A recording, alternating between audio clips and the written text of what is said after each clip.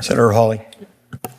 Thank you very much, Mr. Chairman. Thanks to all the witnesses for being here. Mr. Biffle, if I could just start with you. About 9 months ago, your chief commercial officer testified to me that Frontier pays its gate agents bounties to stop paying customers from carrying bags onto the plane. Is this still happening?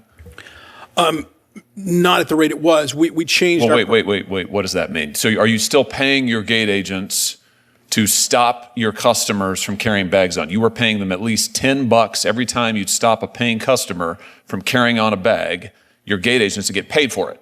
Is that still happening?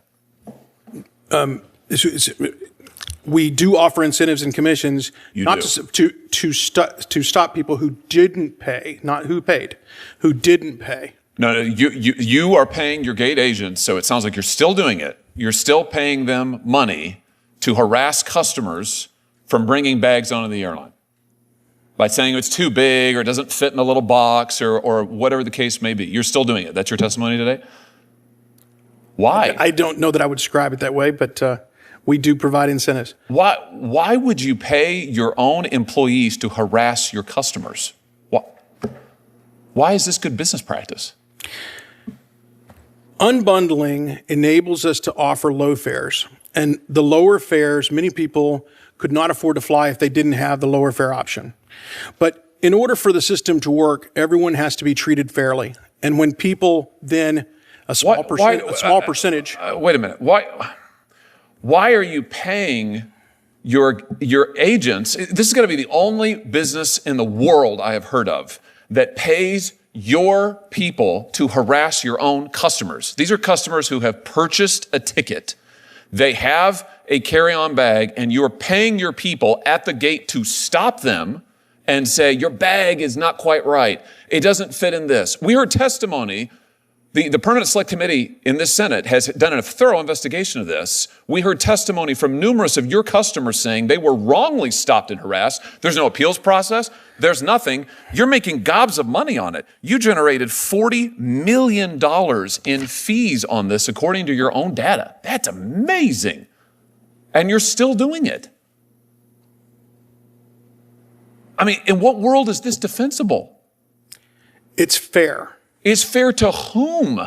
Well, you continue to insinuate that they paid for their bag, and they did not pay for their bag. They paid for a ticket that allows them to have a carry-on bag, and you're paying your agents to harass them to stop them from carrying it on. You know, only other airline I know of, Spirit, was doing this, and they stopped because they said it was a terrible experience for the customers. Your customers hate it. This is one of the reasons they hate to fly.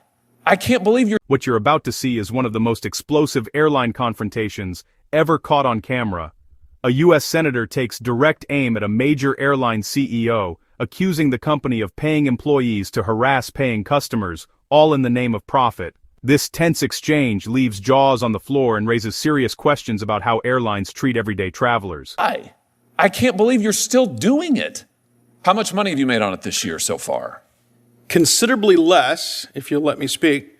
What we did is we introduced the new Frontier. We have very simple branded choices, complete transparency. Wait a minute. How much, first of all, you're not a victim here, Mr. Biffle, okay? You are making billions of dollars, and you're treating your customers appallingly badly. And the fact that you are still paying your employees to harass your own customers, I think, frankly, is unconscionable.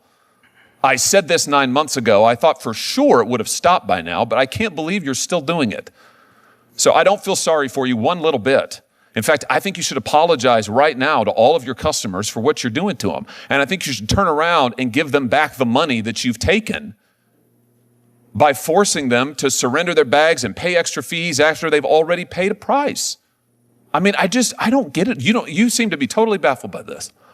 You think that this is just fine.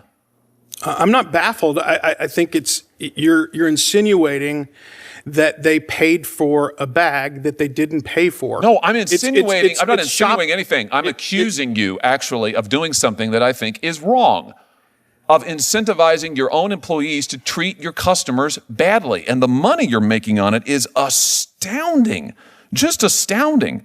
$40 million in fees. 62% of your revenues come from these ancillary fees, of which these additional baggage fees are part of it. And you just seem to see nothing wrong with this. I mean, do you not understand that this is why people hate to fly? They hate that they are treated terribly when they go to the airport by airlines, and you're paying your own people to do it. Do you want to say anything to your customers or to the flying public? I think we've made huge progress in this area this year. We have introduced, as I started to say, we've introduced an economy product. That product is for $20 to $30, gives you free change fees, free seat assignment, carry-on bag. The persons that you're discussing are the people who bought a basic product, not that product, and they didn't pay for it. Will you commit to quit giving incentives to your employees to stop customers and take their bags away? Will you stop that? Your other airlines have done it, your competitor airlines, your peer airlines. Will you commit here today to stop paying your employees to harass customers? Can I ask a question? So, I'd like an answer to mine first. We will look at that, but I don't. That doesn't sound like a yes or a no. Can you just say, yes, we will stop paying our gate agents to harass our own customers over their bags? We are not harassing customers. Yes, you are. And I invite you to read the report by the Permanent Select Committee of this body that investigated this and took testimony from your customers. Indeed, we took testimony from your own executives on this. This is a reality. Or alternatively, you could go out to DCA here and go and ask some of your customers how they feel about it. I know what they'll tell you. They'll tell you what they told us. They hate it. They feel badly treated. They feel like they're treated like cattle. And you're making tens of millions of dollars off of it. And I just think that's wrong. I just think it's ridiculous. I've got a lot more questions for you, but I know other people want to ask questions. Thank you. For a more profound political discourse, please like, comment, and subscribe for more further insights.